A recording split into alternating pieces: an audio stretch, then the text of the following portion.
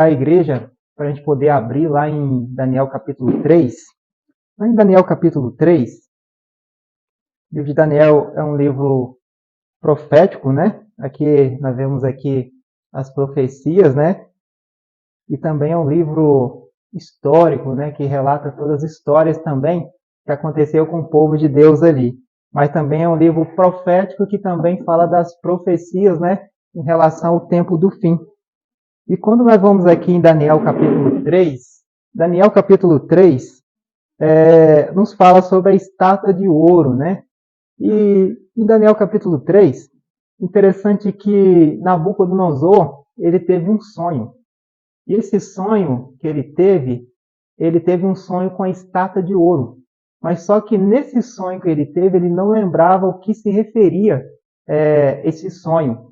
Então ele chamou os astrólogos, encantadores, os feiticeiros para poder dar a ele a interpretação do sonho. Eles não conseguiram. Mas como Daniel foi levado para a Babilônia, né, ali cativo, né, ali pelo próprio Nabucodonosor, e Daniel vivia ali na corte de Babilônia, e uma astróloga que vivia ali também, junto com Daniel ali em Babilônia, mandou chamar Daniel, no capítulo 2, a gente vê isso relatado. E ele sabia que Daniel, ele serviu o Deus verdadeiro, o Deus criador. E Daniel foi convocado para poder estar perante o rei, para poder dar a interpretação do sonho que o rei tinha, porque ele não se lembrava do que ele tinha sonhado. E Deus revelou para Daniel, e Daniel deu a interpretação para ele do sonho, né? Que era uma estátua que tinha a cabeça de ouro, tinha o peito e o braço de prata, tinha o quadril, né? Ali de bronze, as pernas de ferro e os pés de barro. Nós vamos ver também aqui no estudo. Mas no capítulo 3, o que acontece? Quando Daniel dá a interpretação a Nabucodonosor que se referia a uma estátua, agora Nabucodonosor, ele faz o quê? Ele erigiu essa estátua lá no campo de Dura, que ficava em Babilônia.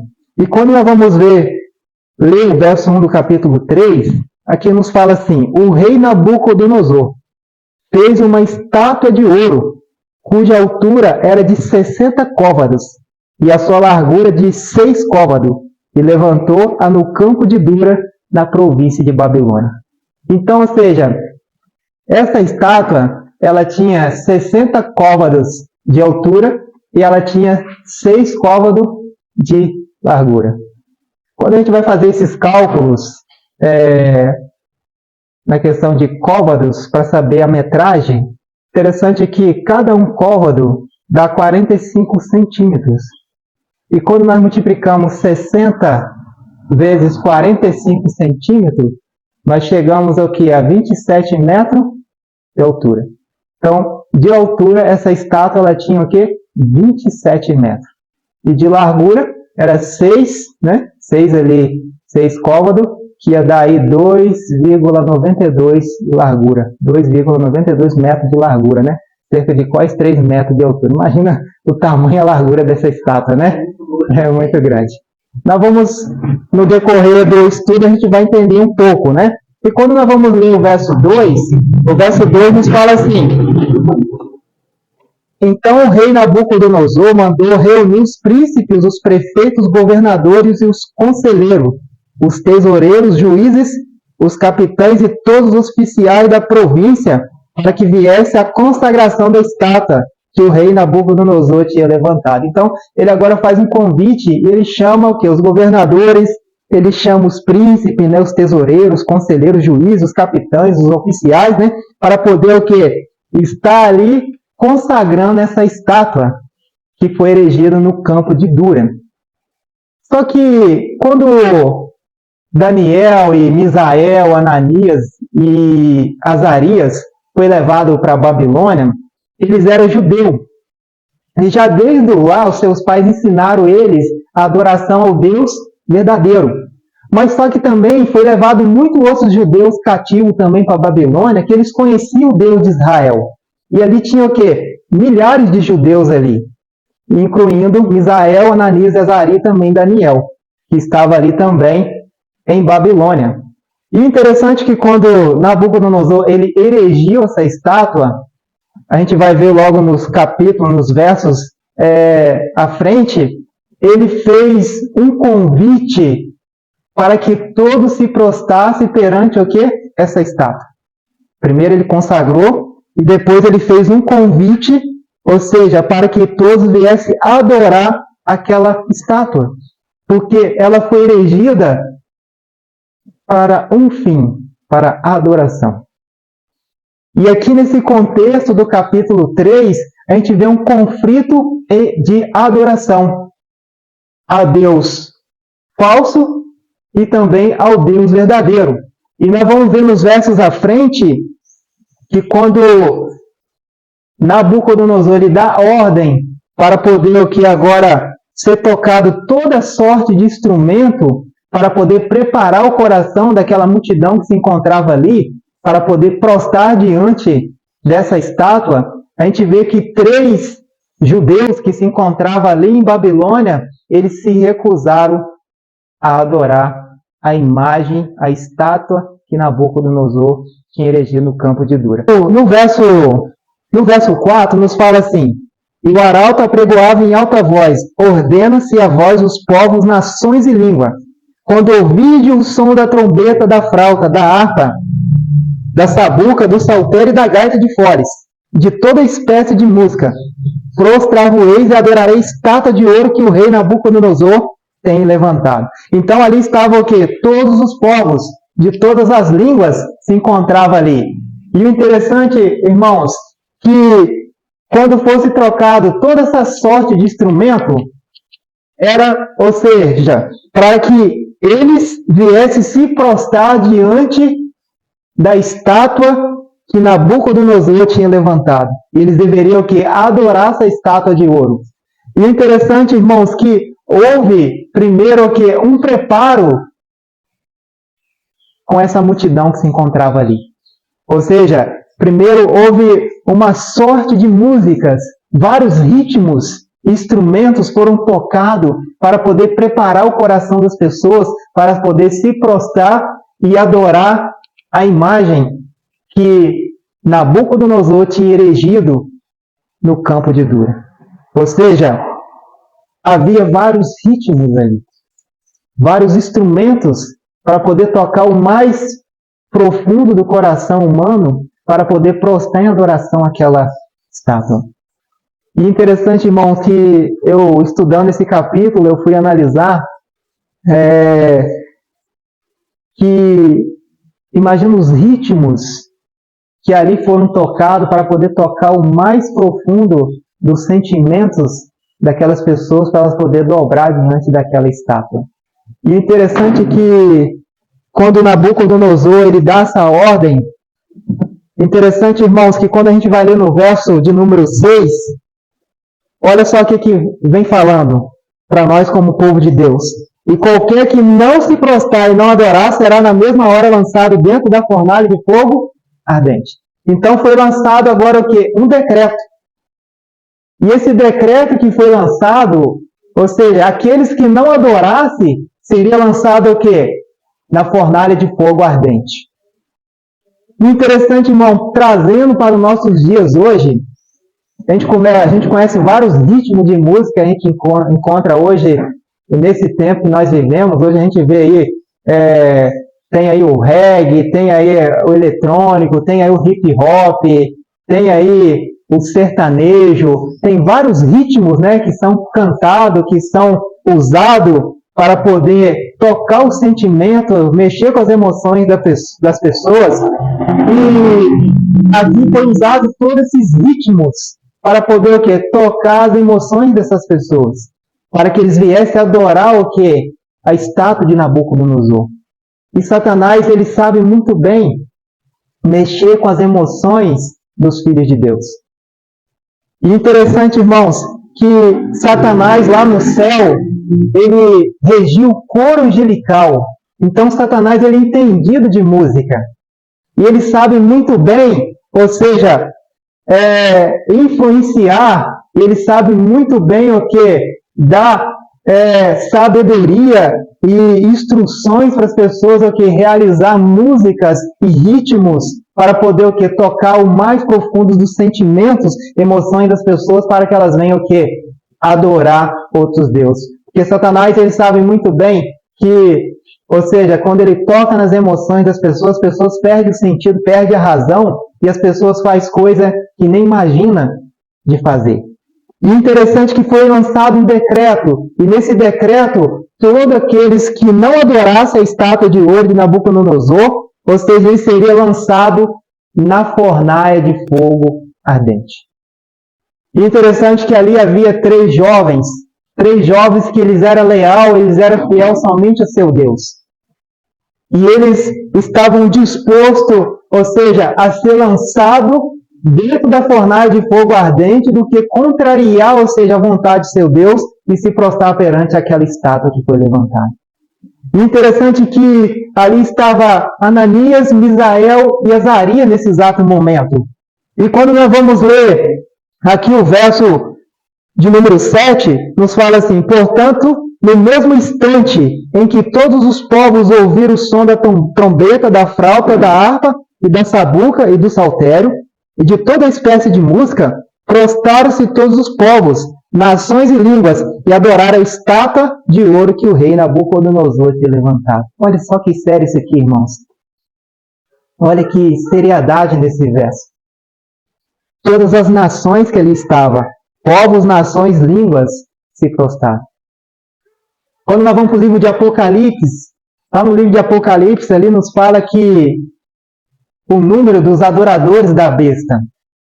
Interessante que o livro do Apocalipse nos fala que todos aqueles que não foram achados seus nomes escritos no livro da vida, eles se prostrarão diante da imagem da besta. E interessante que a imagem da besta de Apocalipse 13 não é uma imagem sem fôlego de vida. Porque aqui no capítulo 3 era uma estátua, uma imagem, mas o quê? Que não tinha fôlego de vida. Mas Apocalipse capítulo 3 nos fala o quê? De uma imagem que contém fôlego de vida. E todos aqueles que não se encontram com seus nomes registrados, escritos no livro da vida, eles vão adorar, ou seja, a imagem da besta. Isso Apocalipse nos falando agora do tempo do fim. Então, quando nós vamos para o capítulo 3 aqui de Daniel, a gente vê que o que aconteceu no capítulo 3 vai se repetir agora no futuro bem próximo. E interessante é que Deus ele sempre tem o seu povo fiel que só adora Ele. Só se prostra diante dele, assim como ele teve aqui o seu povo. Esses três jovens, que nós vamos ler nos versos à frente, que eles preferiram ir para uma fornalha de fogo ardente do que adorar, ou seja, a estátua de ouro. E interessante que Satanás, irmãos, ele foi tão astuto, ele foi tão sujo, que quando esses jovens eles foram para Babilônia, quando eles chegaram em Babilônia, Nabucodonosor, usado por Satanás, trocou seus nomes. E cada nome desse jovem tinha significado que continha o caráter de Deus. E interessante que, qual era o significado do nome de Ananias? O significado do nome Ananias continha o caráter de Deus, que significava o quê? Deus foi gracioso comigo. Esse era o significado do nome de Ananias. Esse nome carregava o caráter de Deus. E interessante, irmãos, obrigado, Lorena, já tinha água aqui, mas quanto mais água, é melhor. Obrigado. E interessante, irmãos, que quando Ananias chega em Babilônia, agora Satanás entra em Nabucodonosor, e ele agora o quê? Troca o nome de Ananias. E o nome de Ananias passou a se chamar o quê? Sadraque. E qual o significado do nome Sadraque em babilônico? Significava Acon. E o que era Acon em Babilônia? Significava um Deus falso. Olha só, irmãos, como que Satanás é sujo. Ele sabia muito bem que Ananias, assim como Misael e Azarias, que os seus nomes continham o caráter de Deus, seriam uma luz ali dentro de Babilônia. E agora ele troca os seus nomes, coloca nomes com significado de falsos deuses, tentando ocultar e abafar a luz que continha na vida desses três jovens. E interessante, irmãos, que qual era o significado do nome de Misael? Misael significa quem é como Deus. Esse era o significado do nome Misael. E quando vamos ver o significado de Azaria, o que significa o significado do nome Azaria? Deus é quem me ajuda. E agora o que? Satanás troca o nome de Misael e também de Azarias. E qual era o significado do nome Misael? De Misael foi trocado para Mesaque. E qual é o significado de Mesaque no nome babilônico? Aquele que pertence ao Deus Shextash. Olha só, como que Satanás é sujo. O nome de Misael agora é trocado para Sadraque, o nome babilônico, que tinha com significado o quê? De deuses falsos. E qual era o significado do nome Azarias? O nome Azarias foi trocado também. E foi colocado um nome babilônico que chamava Abednego em babilônico. E qual era o significado do nome Abednego em babilônico? Servo de Deus Nabu. Então, ou seja, Satanás, agora, ele tenta o quê? Ocultar a luz do caráter de Deus que era carregado no nome de Misael, Azarias e Ananias. Trocando seus nomes para o nome babilônico.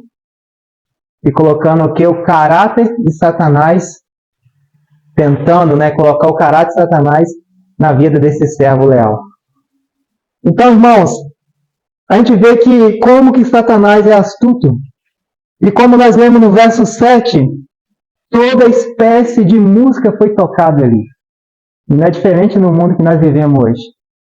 Hoje tem sido tocado toda espécie de música para poder preparar o coração das pessoas que estão lá fora, que não conhecem o Deus verdadeiro, que não contém seus nomes escritos no livro da vida, para que quando a bênção do Apocalipse, muitos judeus aqui em Babilônia se prostraram diante da estátua de Nabucodonosor. O interessante, irmãos, que, como eu falei, Deus ele sempre tem o seu povo fiel que só prostra e só adora o seu Deus, o Deus criador dos céus e da terra. E quando nós vamos ler o verso 8, fala assim: por isso, no mesmo instante, chegaram perto alguns caldeus e acusaram os judeus. Então, alguns caldeus que estavam ali e que viram que Misael, Ananias, Azarias não se prostrou diante da imagem e da estátua de Nabucodonosor, esses judeus chegaram o quê? Perto de quem? Dos judeus. E acusaram eles. Que eles não o quê? Quiseram se prostrar no momento que foi tocado toda sorte de música para poder eles adorar a estátua de Nabucodonosor. E lembra que lá nos versos anteriores foi lançado-se um decreto que aqueles que não se prostrassem, não adorassem a estátua de Nabucodonosor, ele seria lançado na fornalha. Quando nós vamos ler o verso 9, fala assim: e responderam dizendo o rei Nabucodonosor, o rei vive eternamente. Esses caldeus responderam: o rei vive eternamente. Ou seja, os caldeus consideravam o quê? Que Nabucodonosor, ele era eterno. O seu reino era eterno, o rei era eterno. Mas nós sabemos que o único que é eterno é Deus. Todos os reis que existiram nessa terra, que foram levantados e que se assentaram em trono e regiram nações, todos esses reis, eles morreram, eles não são eternos. E quando a gente vai ver na palavra de Deus, a gente vê Davi e vários homens de Deus falando: quem é eterno como tu, ó Deus? Não tem, somente ele é eterno. Ele é o princípio e o fim. Ele é o alfa e o ômega. Ele é o princípio, ele sempre foi desde o começo. O verso 10. Tu, ó rei, fizeste um decreto. Esses caldeus falam com o rei. Tu, ó rei, fizeste um decreto, pelo qual todo homem que ouvisse o som da trombeta, da flauta, da harpa e da sabuca e do saltério, e da gaita de foles, e de toda espécie de música, se prostrasse e adorasse a estátua de ouro. E qualquer que não se prostrasse e adorasse, seria lançado dentro da fornalha de fogo ardente. Não foi isso, rei? O decreto que foi lançado? Então, agora, esses caldeus fazendo Nabucodonosor, lembrando do decreto que ele fez. E olha só o verso 12. Aos homens judeus, os quais constituíste sobre os negócios da província de Babilônia, Sadraque, Mesaque e Abednego, estes homens, ó rei, não fizeram caso de ti, a teus deuses, e não serve e nem adora a estátua de ouro que levantaste. Olha só. Agora ele vai perante o rei, esse caldeu, e fala com o rei Nabucodonosor que Sadraque, Mesaque e Abidnego, que eram os nomes babilônicos, de Ananias, Ari e Misael, se recusaram se prostrar diante da estátua de Nabucodonosor. E interessante, irmãos, quando queria voltar aqui um pouquinho, em Daniel capítulo 3, descreve uma história surpreendente dos dias de Daniel, que tem seu paralelo nos últimos dias mostrado no Apocalipse. Então, aqui há um paralelo no capítulo 3 do que o povo de Deus vai passar nos últimos dias. Porque o capítulo 3 tem um paralelo com o Apocalipse capítulo 13. Apocalipse capítulo 13 nos fala o quê? De uma besta. E besta em profecia significa animal. E animal em profecia significa o quê? Rei ou reino. Então, Apocalipse 13 nos fala de um rei, de um reino, que vai oprimir também o povo de Deus nos últimos dias, assim como esse rei, Nabucodonosor, que era uma besta também, em profecia, que oprimiu também o povo de Deus que estava ali em Babilônia. E interessante, irmãos, que eu falei do começo, nós lemos, né? O momento que Nabucodonosor teve um sonho com aquela estátua ali, né? E essa estátua, né? A cabeça era de ouro, ali, como eu falei, os peitos e os braços de prata, né? Ali o quadril de bronze, as pernas de ferro e os pés de barro misturado com ferro. Quando nós vamos entender que não é estudo de hoje, mas na outra ocasião posso estar explicando de forma mais profunda quando entrarmos nesse assunto, mas vou dar só uma resumida nesse tema. Quando o rei ele tem um sonho, e Daniel vai dar a interpretação do sonho que Deus tinha dado para Daniel para poder falar para o rei Nabucodonosor, Daniel falou no capítulo 2, a cabeça de ouro é tu, ó rei. Ou seja, a cabeça de ouro significava o quê? O Império Babilônico, que era onde Nabucodonosor reinava sobre Babilônia, que foi de 626 a 539 a.C. Os peitos de prata e os braços de prata simbolizavam o quê? A nação medo-persa, que logo em seguida ia assumir ali a posição de Babilônia, destruir Babilônia e começar a reinar no local que Nabucodonosor reinava sobre Babilônia. Os quadris de bronze simbolizavam que nação, que império naquela época? Grécia, né? Simbolizava a Grécia, que depois destruiria Medo-Pérsia e passaria a reinar sobre Medo-Pérsia. E os pés de ferro ali, né? As pernas de ferro, simbolizava qual nação, qual império que reinaria no ano 146 a.C. Seria Roma, né? E os pés de barro e ferro ali, né? Misturado com ferro, simbolizava a Europa moderna, né? Que surgiu ali lá no período de 1456 depois de Cristo. Então, aquele sonho de Nabucodonosor, daquela estátua, simbolizava o quê? Reinos que existiriam o quê? No período do povo de Deus, e também passaria a existir por toda a história até a volta de Jesus. E o último império que dominaria até a volta de Jesus será o quê? Roma, que é comparado com Apocalipse capítulo 13, que simboliza ali a besta do Apocalipse. Então, ou seja, Apocalipse 13 nos fala o quê? De Roma. Roma passou ali de 146 em diante, até 1798, passou a oprimir o povo de Deus. Então, o povo de Deus passou a ser oprimido por Roma. A gente vê que quando Jesus ele foi crucificado ali estava o quê? O Império de Roma, que era representado e governado por quem? Por Herodes. Foi onde que teve junto ali com os líderes religiosos daquela época que se uniram para crucificar Jesus.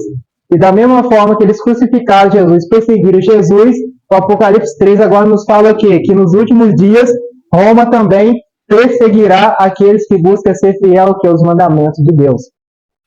E interessante, irmãos, que olha só, quando vai passando ali, os versos vai se aparecendo ali na tela, a gente vê que, então, o rei Nabucodonosor se inclinou e se prostou o rosto em terra perante Daniel, e ordenou que ele fizesse oferta de manjares e suaves perfumes. E disse o rei Daniel, certamente o vosso Deus é Deus dos deuses, e o Senhor dos reis, e o revelador de mistérios, pois pudeste revelar o mistério. Né? Então, capítulo 2, ali o rei exalta ali a Daniel, porque o Deus dele realmente era o Deus dos deuses, porque somente ele poderia e pôde revelar o sonho que Nabucodonosor tinha. Então, a gente vê que, aparentemente, Nabucodonosor tinha reconhecido o Deus de Daniel, mas só que no capítulo 3 agora ele vai contra o Deus de Daniel, porque agora ele levanta uma estátua para poder provocar o Deus Todo-Poderoso.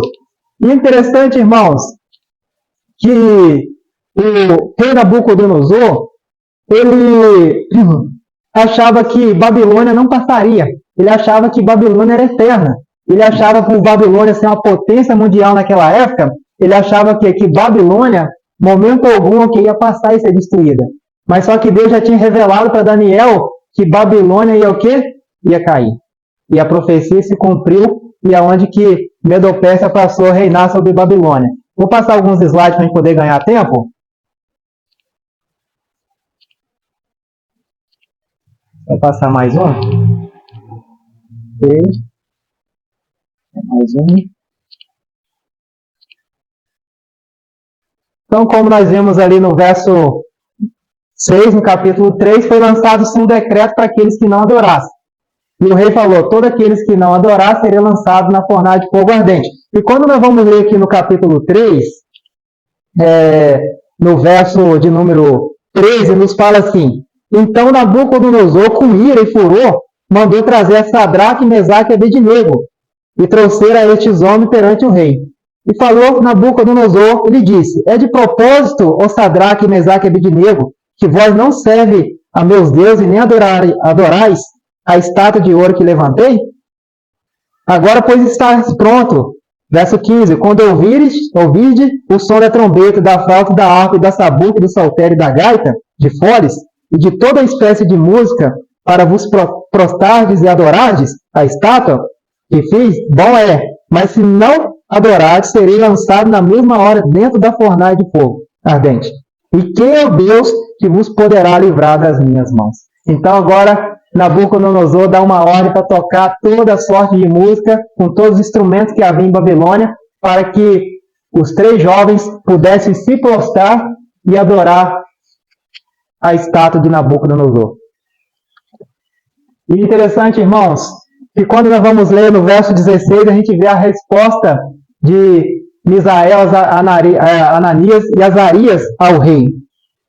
E responderam Sadraque, Mesaque e Abednego e disseram ao rei Nabucodonosor, não necessitamos de responder sobre este assunto.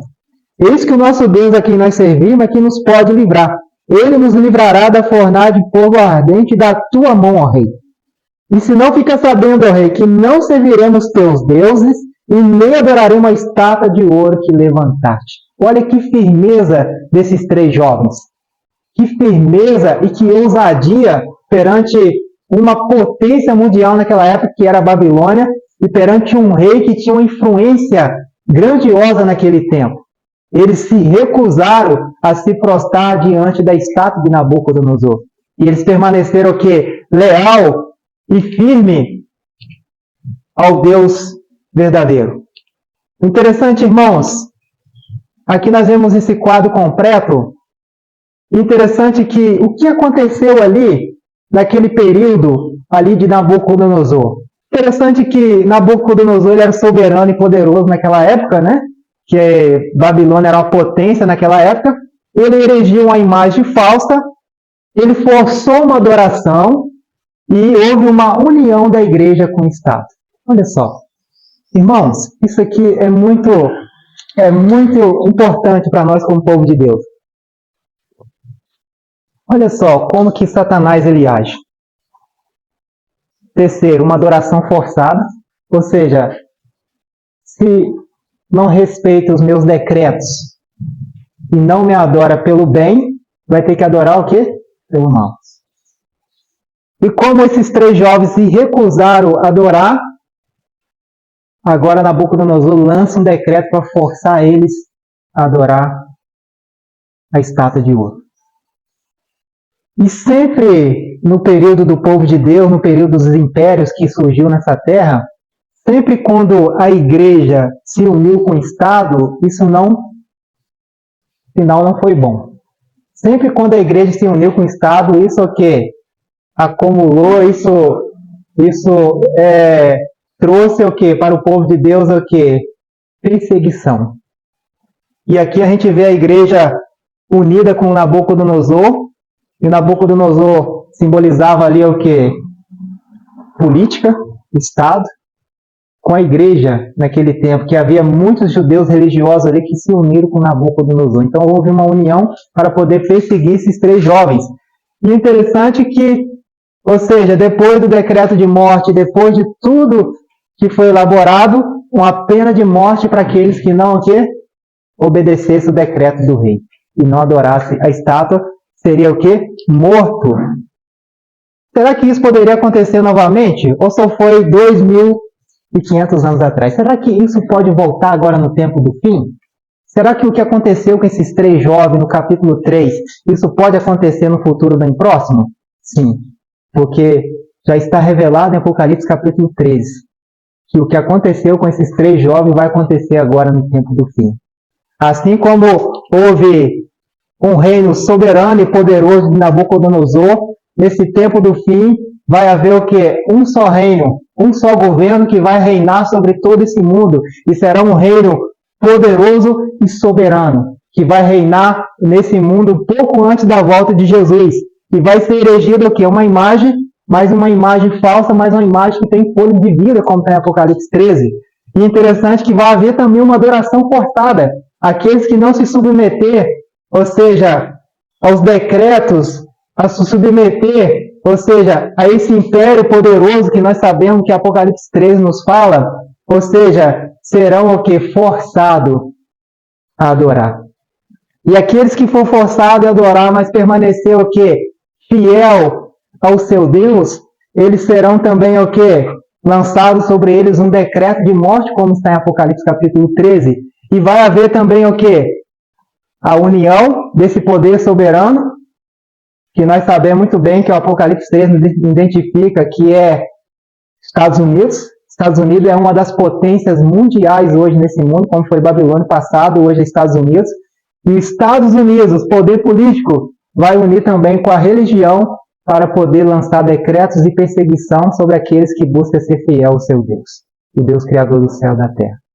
E interessante, irmãos, que quando a gente vai fazer um paralelo aqui, entre Daniel e Apocalipse, aquilo que eu falei, Apocalipse 3, do 11 ao 18, a gente vê aqui Daniel capítulo 3, o verso 1 nos fala sobre um poderoso e soberano reino que governou nos tempos de Daniel, vai governar agora no tempo do fim. Quando nós vamos em Apocalipse capítulo 13, verso 11, nos fala o quê? De um reino poderoso e soberano, que vai reinar um pouco antes da volta de Jesus nesse tempo.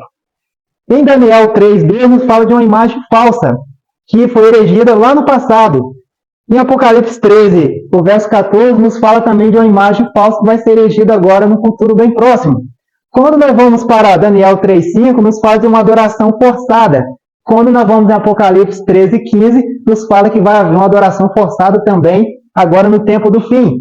Quando nós vamos lá para Daniel 3,2, como nós vemos, nos fala de uma união de igreja e Estado. Quando nós vamos para Apocalipse 13, verso 12, nos fala que vai haver agora no tempo do fim também uma união da igreja com o Estado. E todos aqui que têm televisão e têm acompanhado, a gente já tem visto o quê? Essa união. A gente tem visto essas proximidades, a gente tem visto como que a igreja está envolvida o quê? Com a política. E como que a igreja está de mão dada com o poder político. A nação americana, Estados Unidos, que era uma nação protestante, que era uma nação que defendia as verdades bíblicas, a gente vê como que aquela nação protestante perdeu o quê? Ou seja, a lealdade à Bíblia, a palavra de Deus, e como que aquela nação está unida, ou seja, com falsos deuses. Está unida o quê? Com esse poder soberano que vai se unir o quê? Com o Estado. E é onde que vai ser erigida a bênção do Apocalipse. E é onde que vai haver o quê? 2 poderes que vai atuar um pouco antes da volta de Jesus.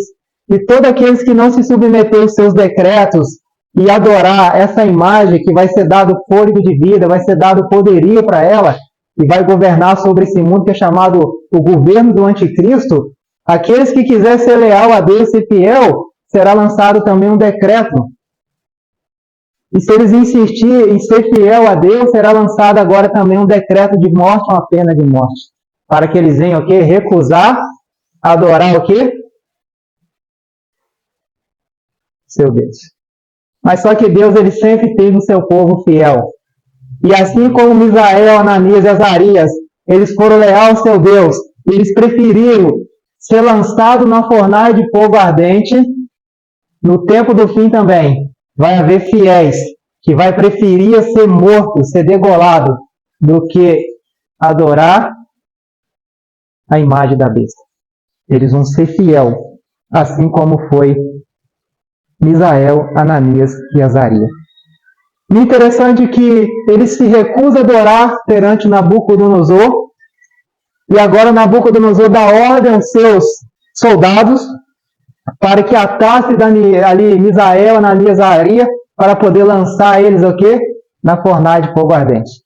Interessante que no primeiro decreto a fornalha não estava tão quente, mas só que agora nesse segundo decreto, nesse decreto de morte, agora Nabucodonosor ele dá ordem que a fornalha viesse o quê? Ser aquecida 7 vezes mais.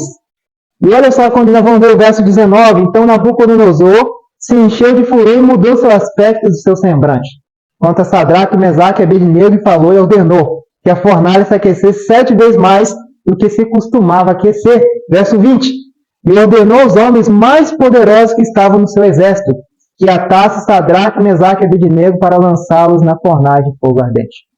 Verso 21. Então estes homens foram atados e vestidos com as suas capas, suas túnicas e seus chapéus, e demais roupas, e foram lançados dentro da fornalha de fogo ardente. E porque a palavra do rei era urgente, a fornalha estava sobremaneira quente, a chama do fogo matou aqueles homens que se carregaram Sadraque, Mesaque e Abednego. A fornalha estava tão quente que esses homens fortes, os mais fortes do exército de Nabucodonosor, levaram ali Sadraque, Mesaque e Abednego, e quando eles chegaram na porta para jogar eles dentro da fornalha, o calor era tão terrível, mesmo eles atados, vestidos, com roupas especiais à prova de fogo, ou seja, eles foram ali mortos naquele momento, pelo calor, pela chama ali da fornalha de fogo. Interessante que quando lança-se Sadraque, Mesaque e Abednego dentro da fornalha, o interessante, irmãos, que o rei ficou espantado, e o rei não acreditava o que estava acontecendo com aqueles 3 jovens dentro daquela fornalha. E o que estava acontecendo com esses jovens no momento que eles foram lançados dentro da fornalha? Quando nós vamos ler o verso de número 23, nos fala assim: estes 3 homens, Sadraque, Mesaque e Abednego, caíram atados dentro da fornalha de fogo ardente. Então o rei Nabucodonosor se espantou e se levantou depressa e falou dizendo aos seus conselheiros: não lançamos nós dentro do fogo 3 homens atados? Responderam e disseram ao rei: é verdade, ó rei. Respondeu dizendo: eu porém vejo 4 homens soltos que andam passeando dentro do fogo, sem sofrer nenhum dano, e o aspecto do quarto é semelhante ao Filho de Deus. Louvado seja o nosso Deus, porque o nosso Deus, ou seja, ele não abandona os seus filhos que é leais a ele, e se recusa a adorar outros deuses que não seja o Deus criador do céu e da terra. Então, irmãos, nós vemos um paralelo muito grande, porque o que acontece? Deus, ele recompensa aqueles que são fiéis. Esses jovens, eles permaneceram fiel, eles preferiram a morte do que, ou seja, ser infiel contra o seu Deus.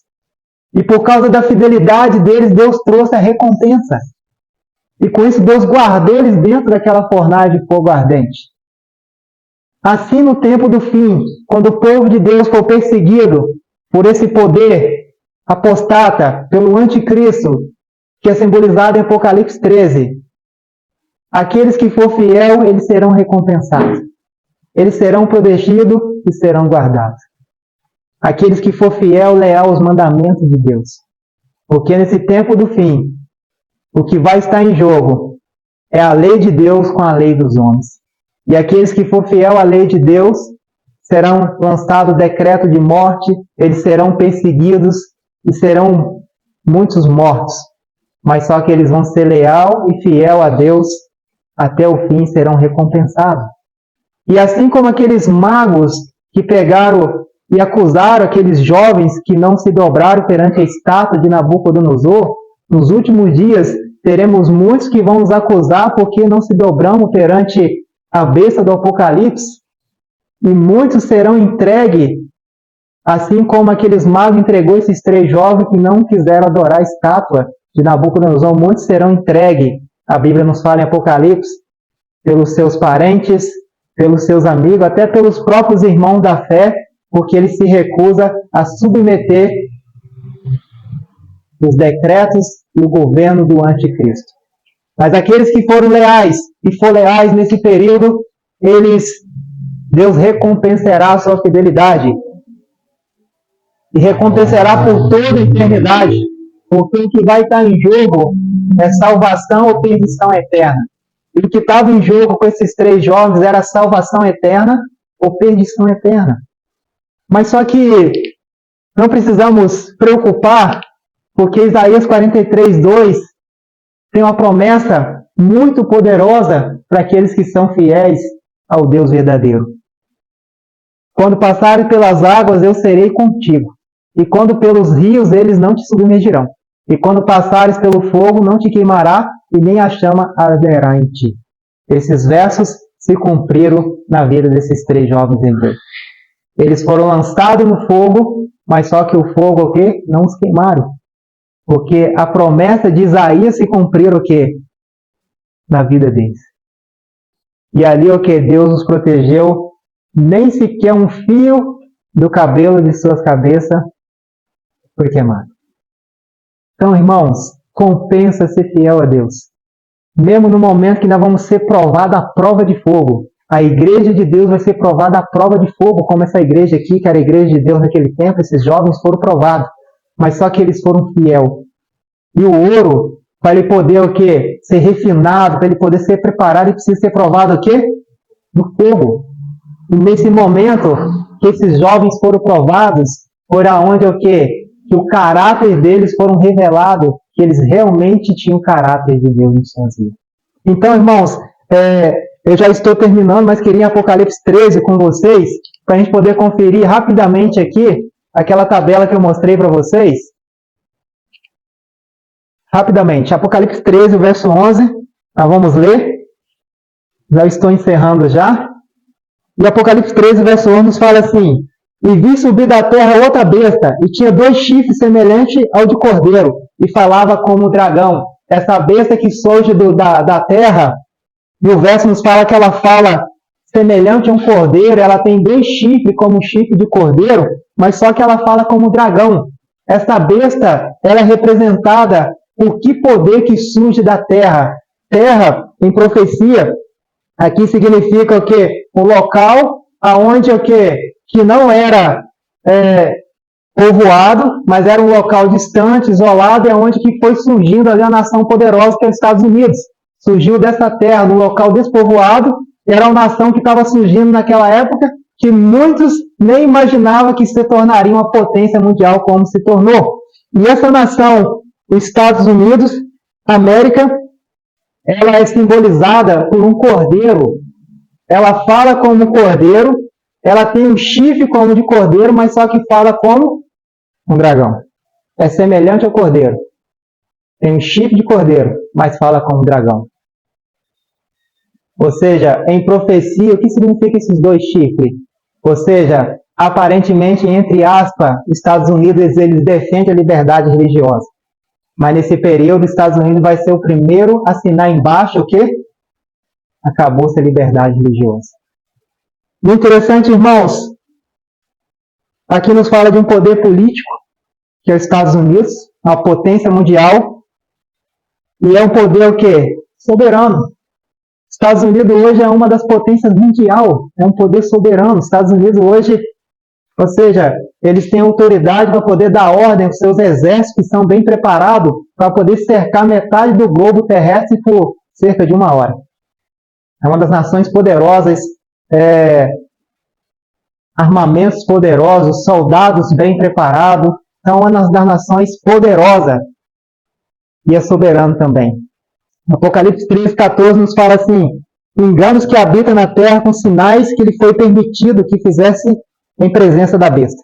Dizendo os que habitam na terra que fizessem uma imagem à besta que tinha ferida da espada e vivia. Então, ou seja, nós vemos uma imagem falsa, como foi também uma imagem falsa no tempo ali de Daniel, né?